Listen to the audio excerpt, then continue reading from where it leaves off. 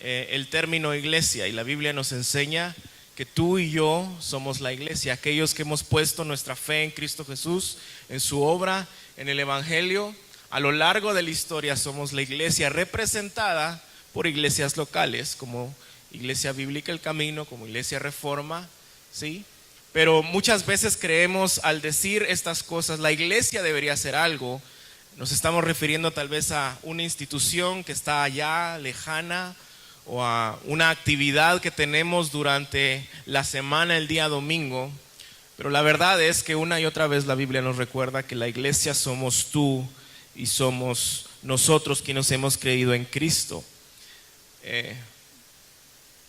Para responder a la pregunta de por qué la iglesia debería involucrarse con el cuidado del huérfano, a velar y amar al huérfano, déjenme hoy iniciar con un principio de liderazgo muy famoso y bastante usado, que reza de la siguiente manera: lo que hacemos nace de lo que creemos, y lo que creemos nace de lo que somos.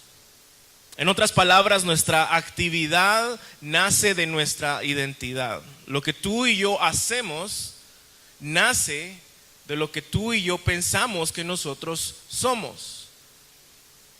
Lo que somos determina aquellas cosas que nosotros determinamos como importantes, a las que les damos prioridad, por las que trabajamos, por las que nos sacrificamos.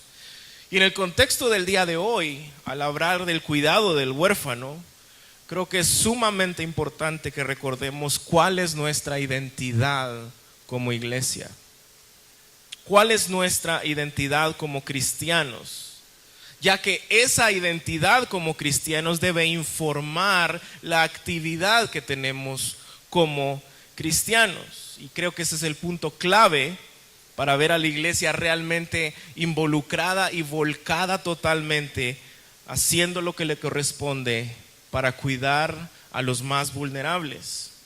Cuando las iglesias realmente entienden quiénes son en Cristo, quiénes son bíblicamente, es cuando la iglesia empieza a actuar por las razones correctas, por los motivos correctos. Al final, toda nuestra vida cristiana, todo lo que tú haces como cristiano, se trata más de lo que tú eres como cristiano que tu mera actividad.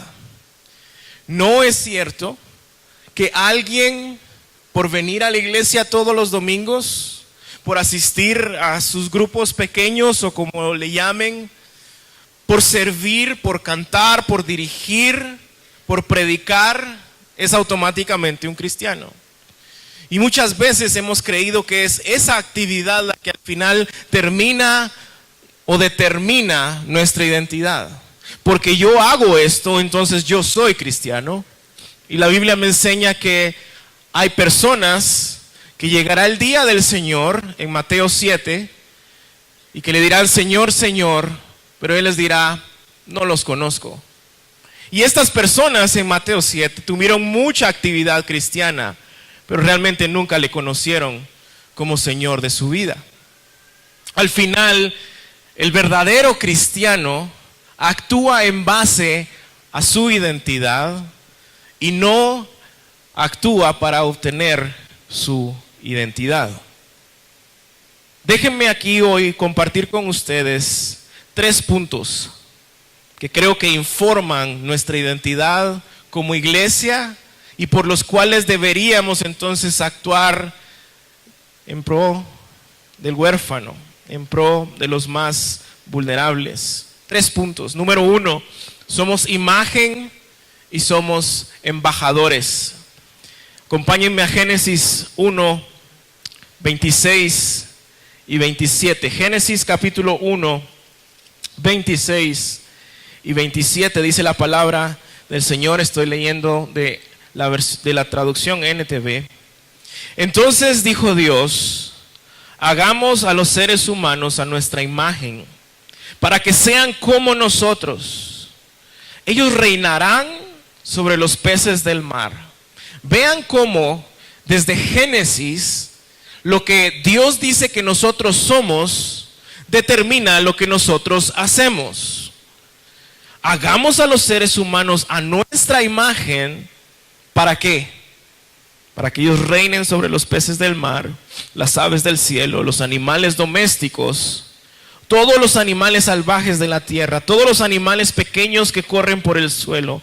Verso 27, así que Dios creó a los seres humanos a su propia imagen. A imagen de Dios los creó hombre y mujer. Génesis 1, 26 al 27 nos recuerda ese primer principio. Somos creados a imagen de Dios. Y la doctrina del imago Dei, o la doctrina de la imagen de Dios, básicamente nos enseña que somos un espejo, ¿sí? No que somos Dios, no que somos Dios con D minúscula. Tenemos atributos, tenemos cualidades que también Dios comparte. Y solo nosotros como seres humanos creados a su imagen las compartimos. No las comparten nadie más en la creación, solo el ser humano. Entonces somos como este espejo que refleja a Dios. Algo que refleja exactamente lo que piensa Dios, lo que siente Dios. Pero luego vemos en Génesis 3 que el pecado entra a nuestra historia. En Génesis 3 vemos la caída del hombre y cómo esa caída ha afectado nuestros corazones, nuestro entorno, nuestras relaciones, la creación y especialmente nuestra relación con Dios. Después de Génesis 3, seguimos siendo imagen de Dios, pero esos espejos que fueron creados perfectamente ahora están quebrados, ahora están con rajaduras. Y si bien compartimos atributos y reflejamos algunas cosas de quién es Dios, no lo podemos hacer perfectamente. Somos de alguna manera una imagen quebrada de Dios. En otras partes de la Biblia, como por ejemplo en 2 de Corintios 5:20, dice que somos embajadores de Dios. No solo Dios nos creó como su imagen, luego nos dice que ahora somos embajadores. Ahora, hay una gran diferencia entre ser la imagen de Dios y un embajador de Dios. Y esa gran diferencia es la cruz. Porque todo ser humano está creado a imagen de Dios. No importa en qué crea, no importa en dónde esté o cómo es. Todo ser humano es creado a imagen de Dios. Es por eso que valoramos la vida humana desde la concepción, porque es imagen de Dios. Está el imago Dei en ellos. Pero luego, al entender que somos seres caídos por Génesis 3 y por nuestro propio pecado, por nuestras propias decisiones, la respuesta que Dios brinda al problema del pecado es la cruz, es el Evangelio, es Cristo Jesús, su obra, vida, muerte y resurrección. Y cuando tú y yo creemos en la obra de Cristo Jesús, cuando ponemos el Evangelio en el centro de nuestros corazones y empezamos a obedecer su palabra y a caminar en santidad, ahora nos hemos convertido en embajadores de ese mensaje. Somos imagen y somos embajadores. ¿Y qué es un embajador? Es alguien que representa los intereses de un gobierno. Es alguien que representa los intereses de un rey. Es alguien que representa los intereses de un reino. Y si tú has creído en el mensaje de Cristo Jesús, en su obra, somos no solo creados a su imagen para reflejar lo que a Él le interesa, sino que somos embajadores para enviar un mensaje, para llevar un mensaje y representar lo que a Él le interesa. Esto es importante porque podemos ver que desde la creación nosotros no estamos en esta tierra simple y sencillamente para nuestros propios intereses. Y tenemos que tener mucho cuidado cuando escuchamos cosas como que tú eres el centro de la historia del universo, y tal vez no lo escuchas de esa forma. Pero muchos mensajes hoy en día me están diciendo que tú debes de vivir para tus propios propósitos, para tus propios sueños, para tus propios anhelos. Y la verdad bíblica es totalmente diferente. Tú y yo, si estamos en Cristo, estamos viviendo para los intereses de un reino, para los intereses de un rey, para los intereses de nuestro rey, de nuestro Dios. Y quien está verdaderamente en Cristo encuentra deleite viviendo para los intereses de su Rey. Quien está verdaderamente en Cristo encuentra satisfacción y gozo viviendo no para sí mismo, sino para la gloria del único que la merece, como lo cantábamos hace un momento.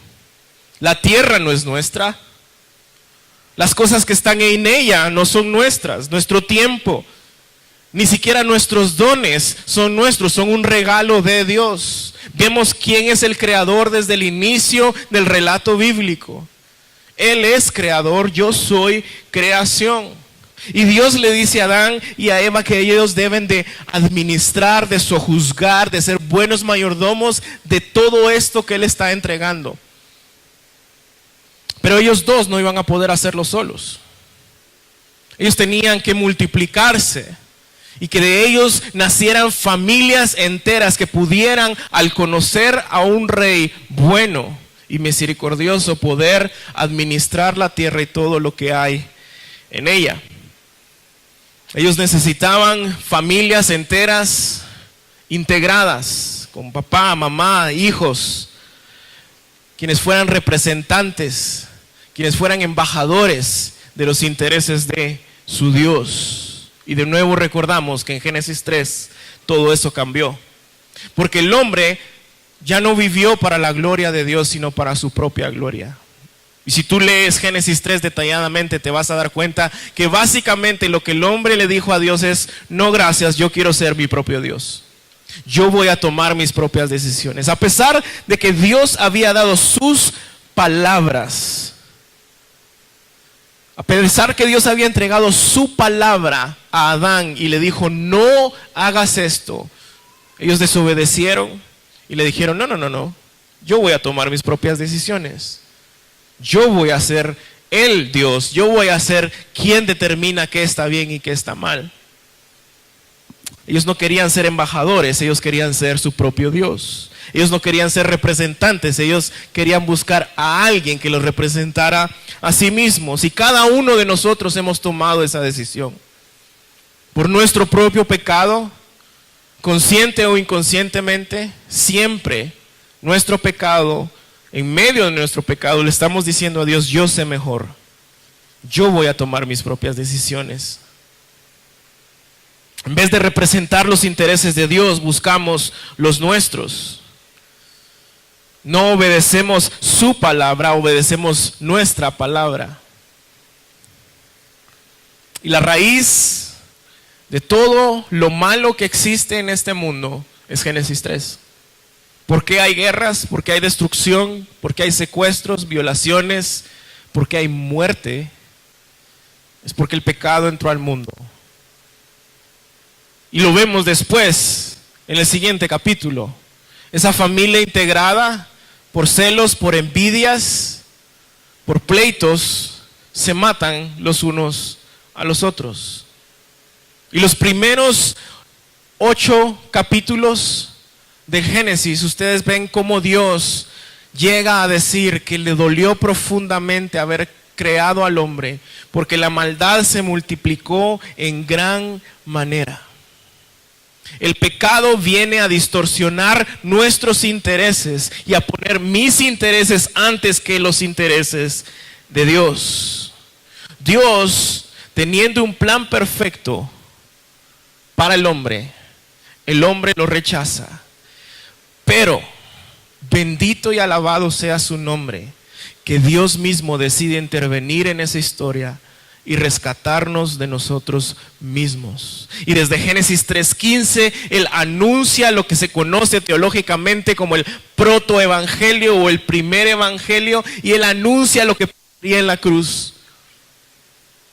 Cuando ellos estaban vestidos, cuando no estaban vestidos y sentían vergüenza y se sentían desnudos, Dios lo que hace es cubrirlos ¿con qué? Con piel de animal, lo que significa que debió haber derramado sangre. Sangre cubriendo vergüenza, cubriendo pecado, lo cual también era una sombra del evangelio. Dios decide involucrarse en esta situación. Y vemos como en Génesis 12 él empieza de nuevo a retomar el concepto de familia integrada de Génesis 1 y 2. Y le dice a Abraham, a través de ti voy a hacer que todas las personas sean benditas. ¿Cómo?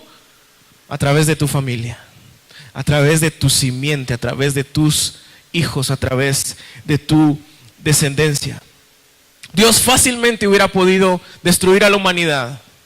Y bendito sea Dios que ni tú ni yo somos Dios, porque yo hubiera dicho, bueno, ¿ya para qué? Ahí que se quede, desobedecieron, es que caminen ese camino. Pero gracias a Dios por su misericordia, porque Él decidió intervenir en ese camino de destrucción y muerte al que todos íbamos caminando, al que nos dirigíamos. Y la palabra de Dios nos muestra cómo Cristo, el Rey, nace, vive, muere y resucita para pagar el precio de nuestro pecado. Lo que Dios prometió en Génesis 3, en Cristo se cumple. En la cruz, Él avergüenza al enemigo, Él aplasta la cabeza de Satanás y nos reconcilia con el Padre. Y esa relación que fue quebrantada en Génesis 3, ahora es reconstruida, restaurada en el Evangelio, en la cruz. El precio de nuestro pecado cayó en Cristo. Y por Cristo hemos sido reconciliados con Él a fin de reunir para sí mismo personas de toda lengua, de toda nación, de toda etnia. Es una de las palabras que usa en el lenguaje original. Y etnia significa familias. De hecho, si leemos, acompáñenme a Génesis 12. Génesis 12, capítulo 2 y 3. Dice la palabra del Señor: haré de ti una gran nación, te bendeciré y haré famoso, y te haré famoso y serás una bendición para otros. Pero ¿cómo lo va a bendecir? Vean lo que dice: bendeciré a quienes te bendigan, maldeciré a quienes te traten con desprecio. Todas las familias de la tierra serán benditas por medio de ti. ¿Y cuál era la promesa que le estaba dando? Una familia. La Biblia inicia con una familia. A Abraham le dice que va a traer gente de todos lados a través de su familia para llamar a una familia, para que al final en la eternidad seamos una familia. ¿Y cuál creen que es la analogía más común para describir a la iglesia en el Nuevo Testamento? Somos una familia. El tema de familia para Dios es sumamente importante, es sumamente profundo en el corazón de Dios. Esto significa que a nosotros, a la iglesia, nuestra tarea es representar los intereses de Dios aquí en la tierra, porque somos imagen de Dios, somos embajadores de Dios, somos la familia de Dios, somos representantes de Dios. Tú estás aquí en la tierra y has sido redimido por Cristo para representar los intereses de nuestro Rey, de nuestro Dios. Y los intereses de Dios respecto al huérfano son muy profundos y muy importantes. Salmo 146, 9. El Señor protege a los extranjeros y sostiene a la viuda y al huérfano.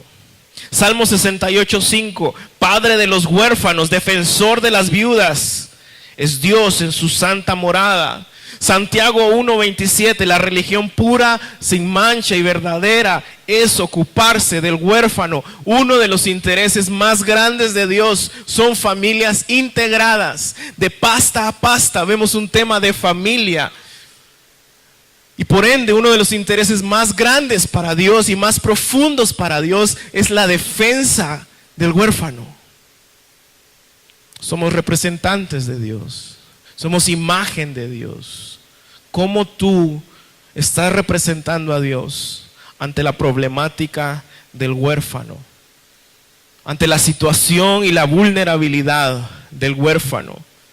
Recuerden, nosotros hacemos en base a lo que somos, a nuestra identidad. Si tú y yo somos representantes de Dios, ¿cómo tú y yo estamos representando el interés de Dios de cuidar y velar por el huérfano?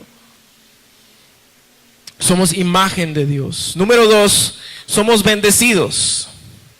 Y es que hay un patrón a lo largo de toda la Biblia, y ese patrón es el siguiente: Dios bendice a un grupo de personas con un propósito y les da una tarea muy específica. Y cualquiera diría, bueno, Dios bendice para hacerme feliz. Dios me da para que yo esté bien. Pero si somos honestos con la lectura y el estudio crítico de la Biblia, el propósito por el cual Dios bendice a alguien es para que ese alguien bendiga a otras personas.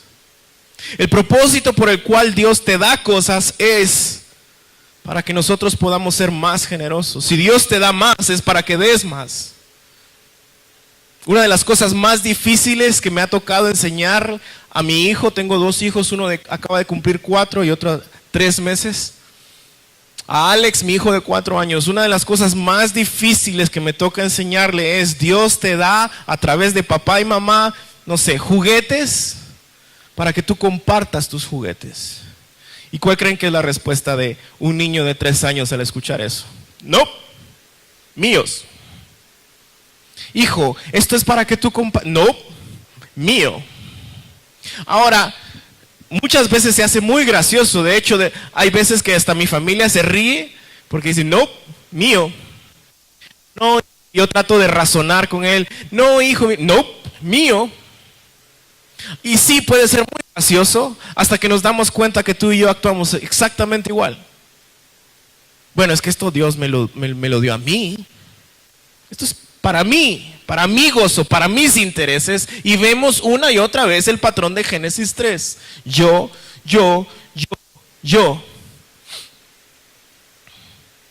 Él nos bendice para que seamos de bendición. Es exactamente lo que acabamos de leer en Génesis 12. Leámoslo de nuevo, Génesis 12. Haré de ti una gran nación y te bendeciré y haré famoso. Y serás bendición, ¿para quién? Para otros. Voy a bendecirte. Y aquí famoso no está hablando como famoso en nuestro contexto, ¿no? Que todo el mundo casi que te alaba y te rinde pleites. No. Famoso, ¿por qué? Porque ¿de dónde vino la simiente? ¿Quién es la simiente de Cristo? Aquí empieza el pacto de Dios con la humanidad para decir, de tu descendencia nacerá el Cristo. Todos te van a conocer, no por lo que tú hiciste, sino por lo que yo he decidido hacer contigo. Haré de ti una gran nación y te bendeciré, pero serás de bendición para otros. Todas las familias de la tierra serán bendecidas por medio de ti. En ningún momento le dijo, te bendeciré, te haré famoso para que seas feliz, para que vivas una vida plena, abundante, para que no tengas problemas. No, te bendeciré para que bendigas a otros. ¿Y cuál era esa bendición? Sí, materialmente era una familia, pero debajo de la bendición de entregarle una familia a Abraham, era la bendición de entregar a todo el mundo la salvación, porque de él iba a nacer el Cristo. La bendición más grande que Dios nos puede dar, el milagro más hermoso que Dios puede hacer es la salvación en Cristo Jesús. Algunos pasajes también resaltan esto. Salmo 67 del 1 al 2. Dios tenga piedad de nosotros y nos bendiga y haga resplandecer su rostro sobre nosotros. ¿Para qué? Nos bendiga, haga resplandecer su rostro. ¿Para qué? Vean el verso 2. Para que sea conocido en la tierra tu camino, entre todas las naciones tu salvación.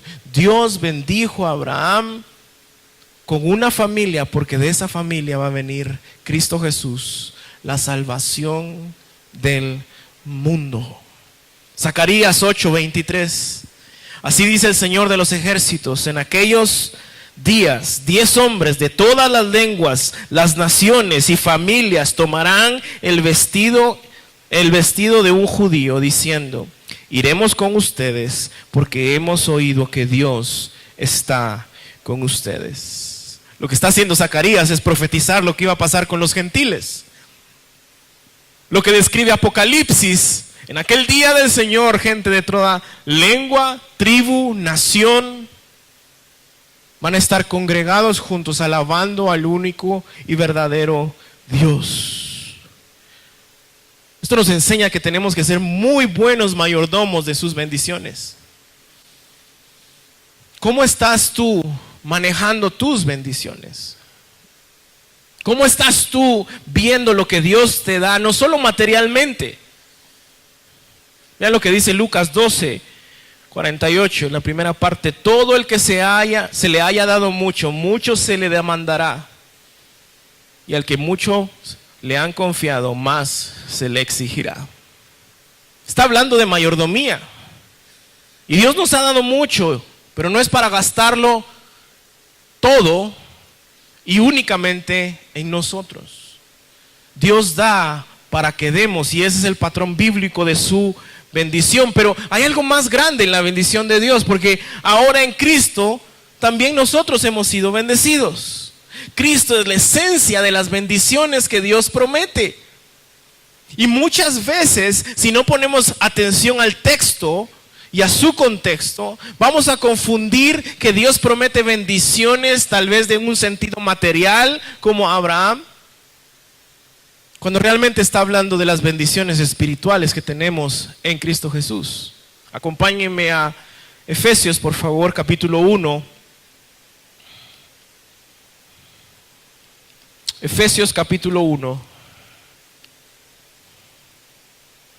verso 3. Bendito sea el Dios y Padre de nuestro Señor Jesucristo, que nos ha bendecido con toda bendición espiritual en los lugares celestiales. ¿En quién? En Cristo. Tu salvación, tu justificación, tu santificación, el ser parte ahora de la familia de Cristo, esa es la mayor bendición que alguien puede tener en esta vida. Lo leo de nuevo. Bendito sea el Dios Padre de nuestro Señor Jesucristo, que nos ha bendecido con toda bendición espiritual en los lugares celestiales en Cristo Jesús. Está hablando de salvación. A Abraham le iba a dar una familia con el propósito de salvación. Salmos, Zacarías están hablando de salvación. Efesios, el apóstol Pablo está hablando de salvación. Yo creo que hay personas que piensan que al momento de pensar en el huérfano, de cumplir su misión, hay algo que hace falta. Es que si tuviera esto, entonces sí me involucro con el huérfano. Es que si me falta aquello, entonces no quiero todavía involucrarme con el huérfano. No podemos ser mentores de un niño vulnerable porque tal vez no tenemos conocimiento suficiente.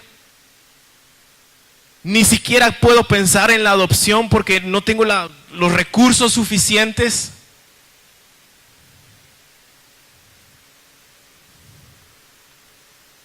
¿Por qué no nos involucramos con el huérfano?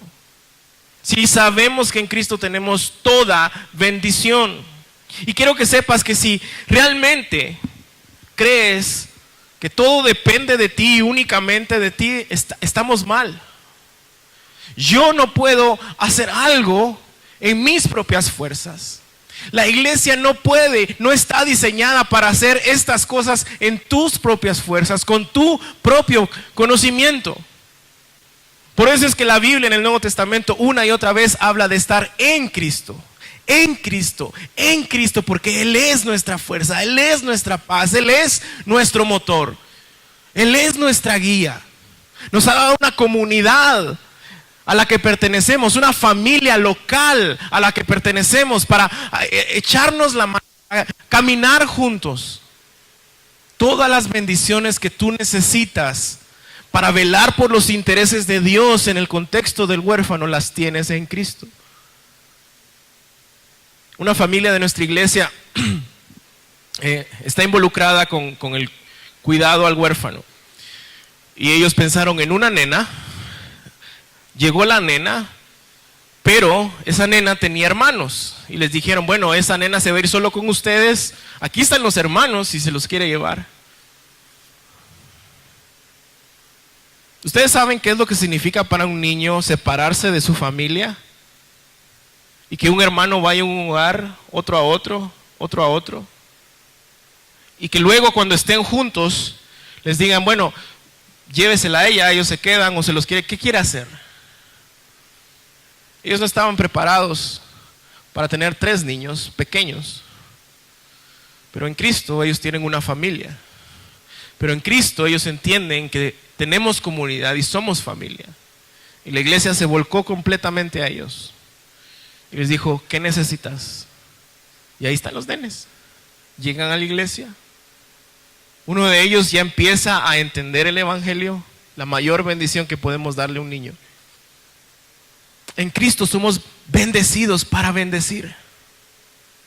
No necesitas tener todo el conocimiento, tener todos los recursos, tener todo el tiempo.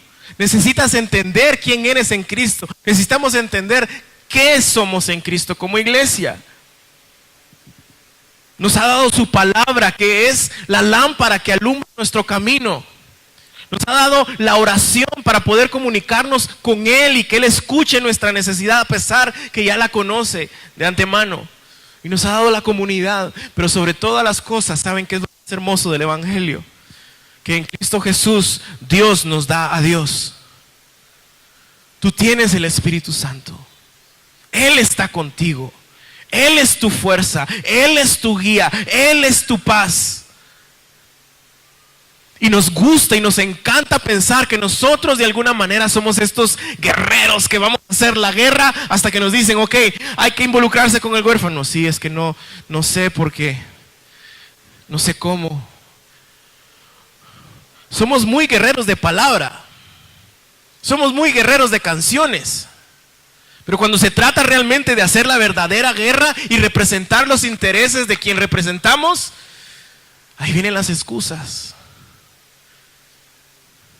Si entendemos que somos imagen, si entendemos que somos representantes, si entendemos que somos bendecidos en Cristo, entendemos que tenemos lo que necesitamos para poder velar por el huérfano, cuidar al huérfano. También somos en Cristo Jesús adoptados. Esa es la esencia verdadera de nuestra identidad como cristianos. Tú y yo somos adoptados. Cuando vemos a estos niños, un verdadero cristiano que conoce su Biblia y que ha madurado en el Espíritu Santo y en su caminar cristiano sabe que eso es un reflejo de lo que tú y yo éramos. Tú y yo somos adoptados. El punto número 3. Por naturaleza, ¿recuerdan? Nosotros nos preocupamos por nuestros intereses y no los de Dios. Esa es nuestra naturaleza. Pero recuerda, mantén esto presente siempre. Memorízalo si puedes. Nosotros no nos encontrábamos en una situación de extrema vulnerabilidad como estos niños, porque estos niños han sido víctimas de injusticias, porque estos niños han sido víctimas de hogares desintegrados, de violencia. Ellos son víctimas realmente, pero tú y yo, nuestra posición antes de entrar a Cristo, nosotros no éramos las víctimas. Por nuestras propias decisiones, por nuestro propio corazón, por nuestro propio pecado, le dijimos a Dios, yo no te quiero a ti, yo voy a ser mi propio Dios. A diferencia de estos niños, nuestra situación espiritual era por nuestro propio orgullo. La situación de estos niños no es necesariamente por su orgullo. Es por una injusticia que nace del mismo lugar que nuestro orgullo en Génesis 3. Efesios, siempre, capítulo 1 y verso 5. Nos predestinó para adopción como hijos para que mediante de Jesucristo y conforme a la buena intención de su voluntad,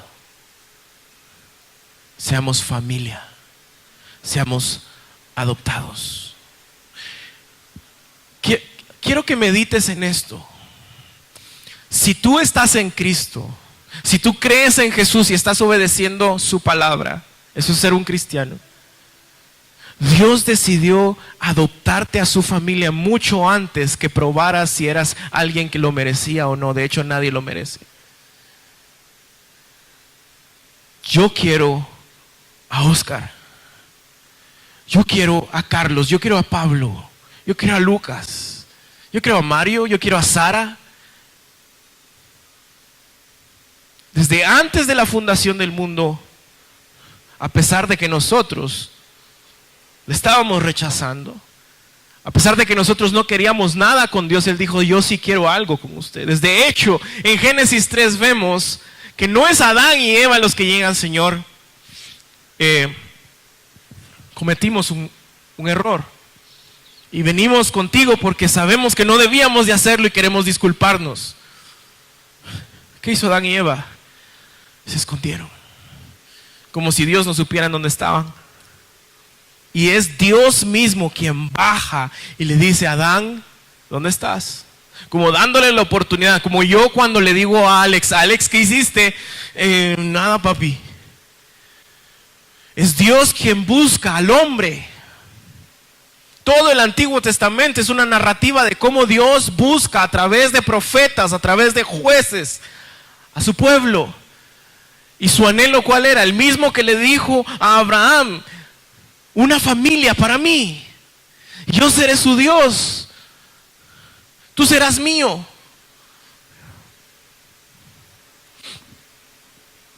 Por la pura misericordia de Dios.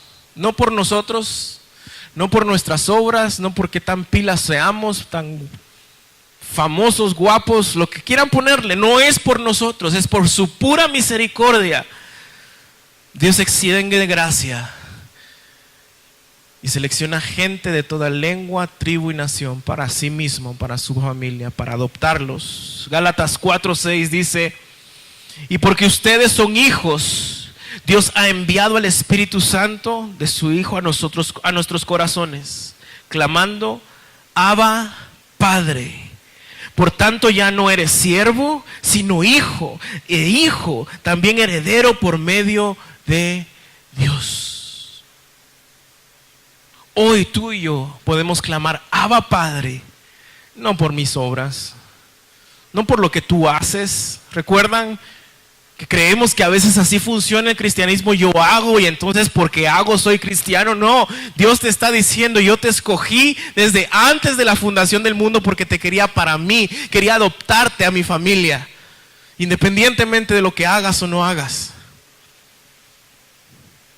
Dios, así como en el jardín, así como en el Antiguo Testamento, en Cristo Jesús se encarna para venir a buscar a la humanidad que no quería nada con Él.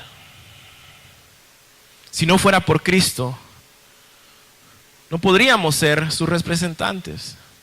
Si no fuera por Cristo, Efesios 2 dice que seguiríamos el objeto de la ira de Dios, separados, muertos en nuestros pecados, siguiendo nuestros propios deseos del corazón, dice Efesios 2. Pero en el Efesios 2:4 dice las palabras más hermosas que alguien puede leer en la Biblia: pero Dios, que es grande en misericordia, en Cristo Jesús, les ha dado vida. Y más adelante dice: no es por obras para que nadie se gloríe, es por la única y grande misericordia de Dios.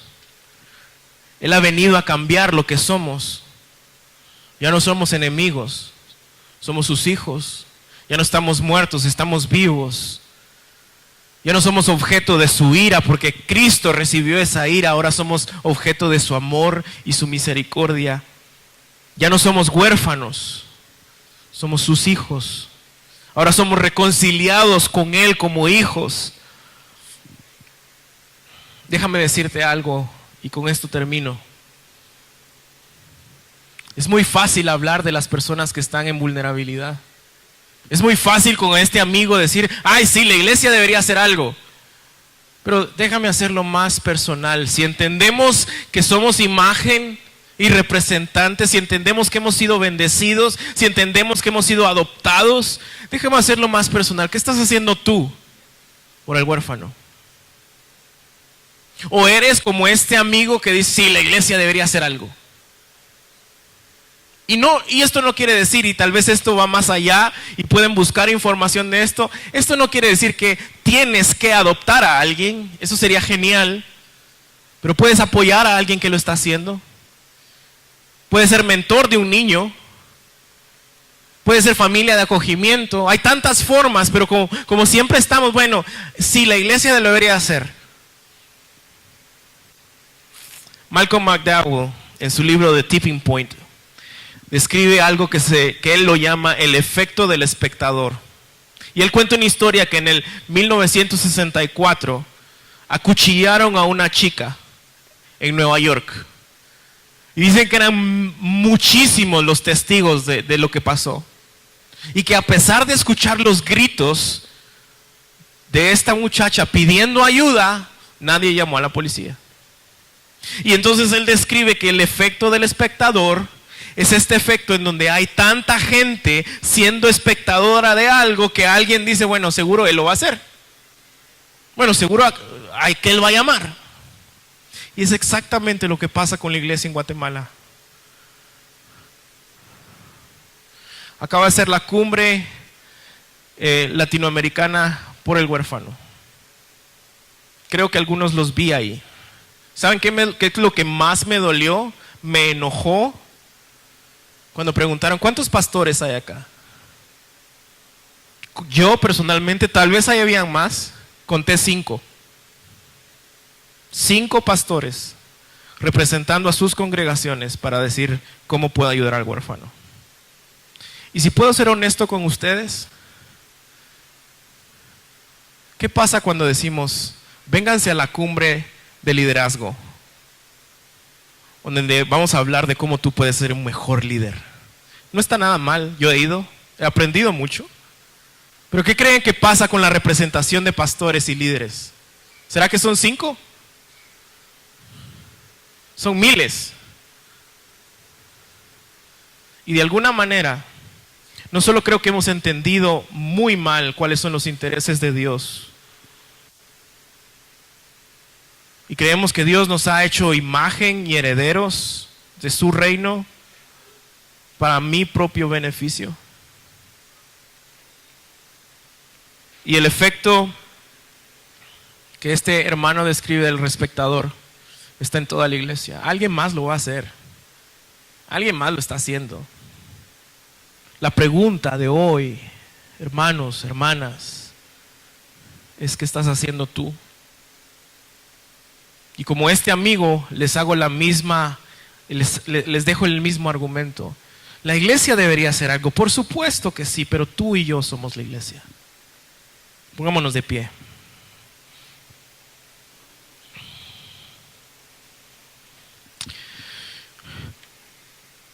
Amado Dios Todopoderoso, Creador del cielo, de la tierra y de todo lo que existe, hoy venimos delante de ti, Señor, en humildad, reconociendo que tú eres el único Dios, que no hay otro Dios en el universo, que solo tú, Señor, Dios, creaste los cielos y la tierra y nos creaste a nosotros como corona de esa creación para ser buenos mayordomos de ella, para reflejar tu interés por esta creación, para reflejar tu corazón a esta creación, Señor. Y Padre, hoy queremos venir delante de ti reconociendo que hemos fallado y hemos fallado muy mal. Ayuda a tu iglesia y te pido que hoy tu Espíritu Santo nos redarguya, nos abrace, nos levante y nos anime, Señor, a interesarnos por lo que a ti te interesa, a velar por aquellos que a ti te interesan, a extender nuestras manos que has bendecido para bendecir a otros y a proclamar el mensaje de que hemos sido adoptados sin merecerlo. A pesar de nosotros mismos, tú nos has amado. A pesar de que te fallamos, a pesar de que no queremos nada contigo, tú nos sigues mostrando gracia y amor. Ayúdanos a reflejar esto, Señor. Y perdónanos, porque hemos visto a estos niños en un proyecto como números. Incluso, Señor, perdónanos porque los hemos visto y lo que nos ha movido a actuar ha sido la lástima y no tu evangelio. Perdónanos, Señor, y ayúdanos. Tu iglesia en Guatemala, en el mundo, se levanta y podamos, Señor, ser tus representantes, tus embajadores de ese mensaje de salvación para bendecir a toda lengua, tribu y nación, que es tu evangelio, tu obra, la vida, muerte y resurrección de tu Hijo. Y es por esos méritos y es por esa obra que hoy oro, Señor. Amén y amén. Que Dios los bendiga.